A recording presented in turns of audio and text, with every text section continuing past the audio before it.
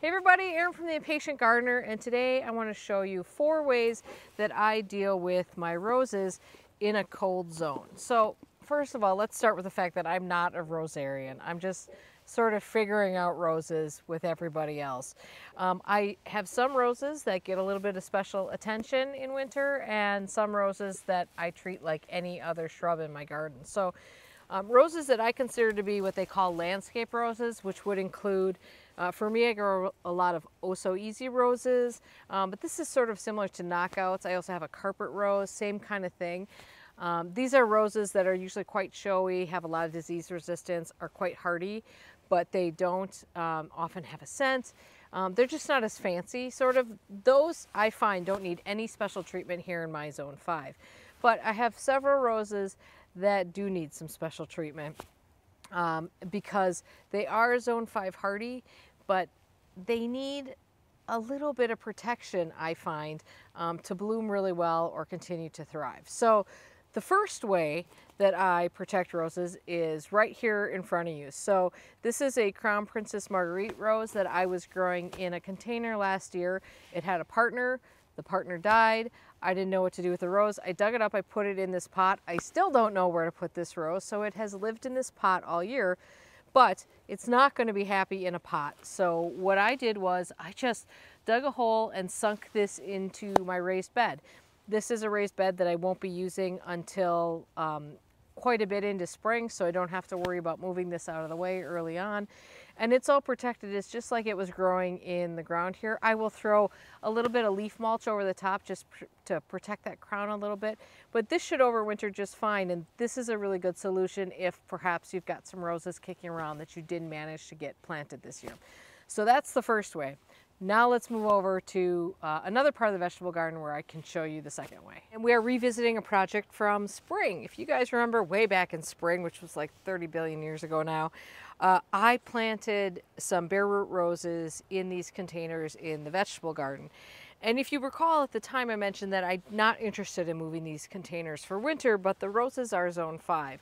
Now the general rule for overwintering something in a container is that it should be 2 zones hardier than the zone you're gardening in. So theoretically, these should really be zone 3 roses. Now, I'm trying a few things to keep them alive and keep them thriving for next year rather than moving these containers, which is not an option. So if you remember when we planted it, I lined the inside of these containers and the bottom, because the bottom is open, it's just slats, with foam insulation board. And what we're going to do now is what I've already done is added a layer, probably 3 inches of compost on top of this. The soil level did drop a little bit, but also I just put it right on top over the crown. It will not mind that for winter. But now we're going to increase our chances of having these make it through winter by using more of this foam insulation board. This is the same stuff from the same load we bought when I lined these containers, and I just saved some. Now I do have a clematis growing in each of these as well. I think it's called Little Boss. That is a zone 3, so I'm not worried about the hardiness on that, but it's going to get the same treatment as the roses anyway. And what we're going to do here is I've just cut some pieces of this foam board, and I'm just going to line them up on the inside of this container, and then I'll show you what we do next.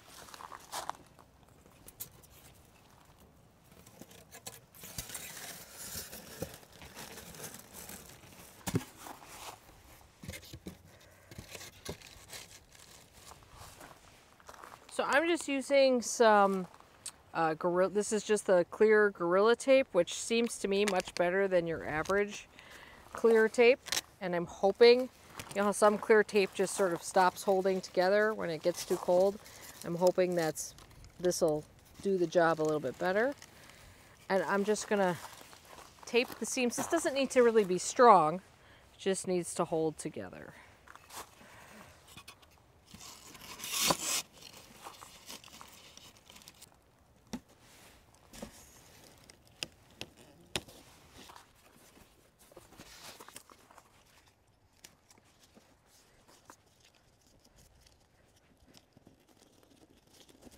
Okay, so now I've got the foam insulation board on there, just 2 pieces of tape at each corner.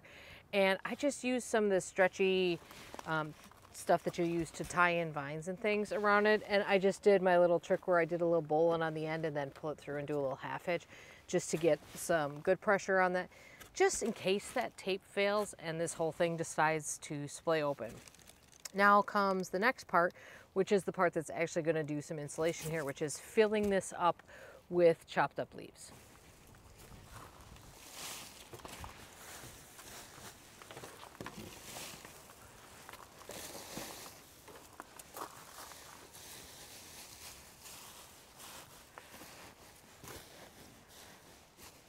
Okay, so I just filled that up to the top. I did sort of shake it a little bit just to kind of work them between the branches, but I didn't push it down or anything. This will compact for sure, which is fine. Now, I left the top open here because I want this to be able to vent. The last thing I want to do is create like a greenhouse in there. So on those days where it gets warm, it gets cooking in there. I don't want to do that. So this allows it to vent.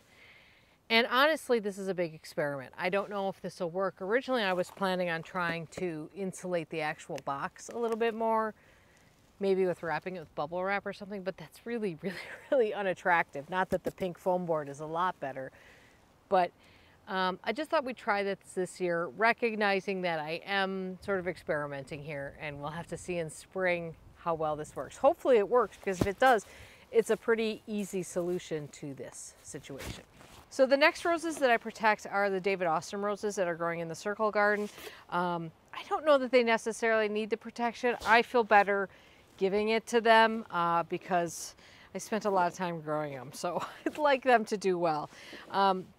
This next thing I'm going to show you is just sort of a gimmicky way to do the same thing, which is protect the crown of the plant. So this is called a rose collar. It's just this corrugated plastic. It's got 2 little pins.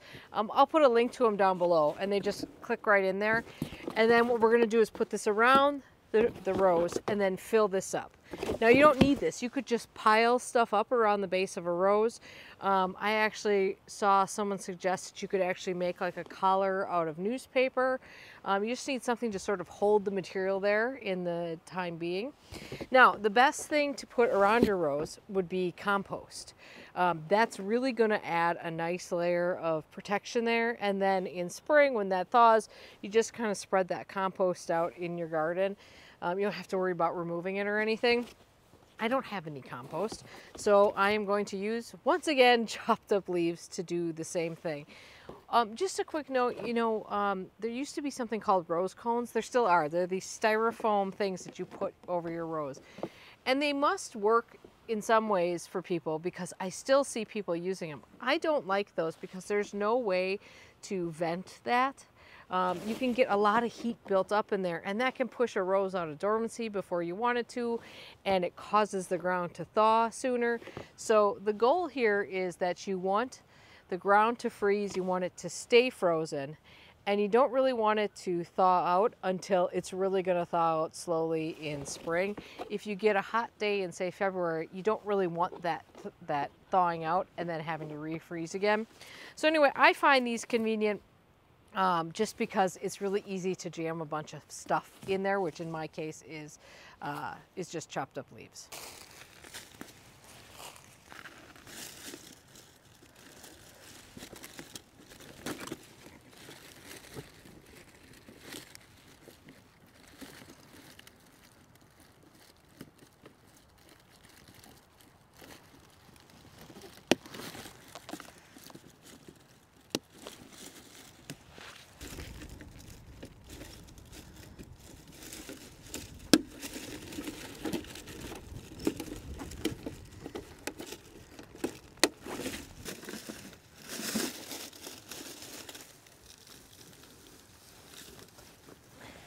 And now we come to the rose that is my biggest struggle. If you look at this climbing rose, which actually has a clematis growing in it, you would think, what could be the problem, right? Well, the vast majority of what you see here is all new growth from this year. Every year I struggle with this rose, which is Autumn Sunset. It's a beautiful rose. It has a great scent, but I struggle with it because I lose most of the canes. And so if you lose most of your canes on a climbing rose, every year you're starting from scratch, which means I end up with pretty good looking leaves and not a lot of flowers. I want this thing growing all the way to the top of this trellis, which goes up to our lower roof line. And I want it covered in flowers. And I have a few options to keep those canes hardy. One option is to wrap the whole thing in like burlap or something, but then you have this burlap monolith, and this is the front of the house. So I don't think that's super attractive. So what I've been doing the past couple of years, with varied success, I will add, is actually tipping this whole thing over and burying it in a trench. Now, one of the rosarians in my Master Gardener group told me it was called the Minnesota mulch. If you grow roses in Minnesota, can you let me know if that's actually a thing or if somebody made that up? But the idea is that by burying these, I will be able to keep it hardy. Now, some of these stems are actually getting pretty thick, so burying that is a little bit of a problem, but I'm not worried about the ones at the bottom so much as I am with this tender new growth, which I'd like to keep. So anyway, we're going to dig a trench in this garden, which has nothing in it. Remember, this is where I grow annuals and dahlias. So nothing is in this garden, so that's fortunate that I can do that. I'm going to dig a trench and tip this over as best I can, bury it under the soil. The biggest issue I have with this is bringing it out of dormancy. So this usually works really well for me in terms of when I uncover it. Everything, all the canes seem to be there. They seem to be green. I even see buds on it. But bringing it out of dormancy, that process of unearthing it from the ground, is where I tend to have a lot of problems.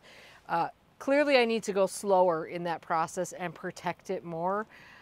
So that's where this method has let me down. It's not the actual keeping it alive when it's in the ground, it's the unearthing it that has led to some cane dieback. So I'm going to keep trying it because I really just don't want this whole thing covered in burlap. Okay, I'm sorry about the sun here, you guys. I tell you what, a white house with low sun in the sky in fall is tough. Okay, rose gloves are required for this because these are thorny buggers. So the trick here is to be gentle. You don't want to force this because you could break it. Now, in the past, I have actually stripped away some of the leaves. My theory being that if there was any disease on the leaves, which you can see here, there might actually be a little bit of black spot on there, that I didn't want that overwintering in the soil. But I wonder if it makes that big of a difference. I mean, because that would be stripping off all these leaves. So I'm actually not going to do it. Throwing caution to the wind.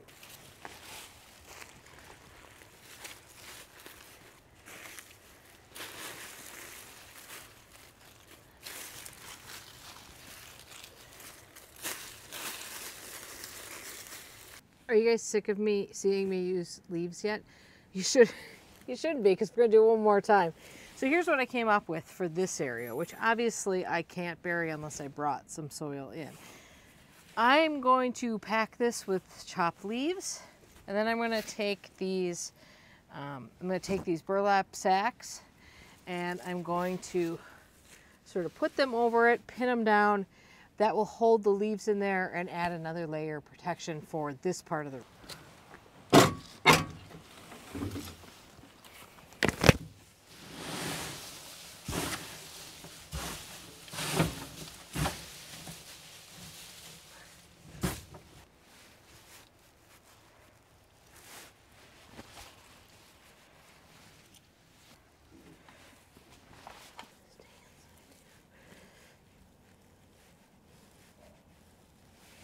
Okay, I'll be honest, I'm not sure this is a great improvement over a bunch of burlap going up the trellis. However, we do blow all the snow from the patio over here. So this will hopefully get covered up with snow and it won't be so noticeable, and that helps insulate the roses as well. So it's worth a try. I will tell you, I haven't cracked the code yet on keeping claiming roses cane hardy. I've actually had several suggestions from some of you and other people on Instagram of roses I should consider growing that are reliably cane hardy here in my zone. And I agree with you. It's probably the direction I should go. I just really like this rose, and I'm just not willing to give up this many years of growth on a rose to dig it out and try to reestablish something else. I might get to that someday. We'll see. I will add, by the way, too, that one of the other frustrations I have in particular with this rose is soft fly larvae is a huge problem on this rose. Every year I think I have it handled, and then they come and it looks terrible. And same thing happened this year, but you saw how good it looked. It always recovers and it puts out this big new flush of growth. So the plant itself looks plenty healthy by, you know, midsummer. It's just that I'm not exactly getting the performance out of it. So here's a try for this winter. So I hope if you live in a cold climate, some of this was helpful for you about winterizing roses. You know, I think roses are one of those plants that many of us are willing to do a little bit of extra to give them what they need because we like having them in our garden. All right, I hope you have a great day in your garden. Good luck with your roses this winter. We'll see you soon.